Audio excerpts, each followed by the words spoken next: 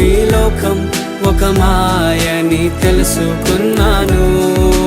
ఏది నా సొంతం కాదనుకున్నాను. తప్పిపోయిన కుమారుని నేనైతే నా కొరకై నిరీక్షించే తండ్రి నా యేసు. తప్పిపోయిన కుమారుని నేనైతే నా కొరకై నిరీక్షించే తండ్రి నా యేసు. ఈ లోకమంతా నేను వెతకినా నాకు లేదయ్యా ఎక్కడా ఆనందం. నీ సన్నిధిలో ఒక్క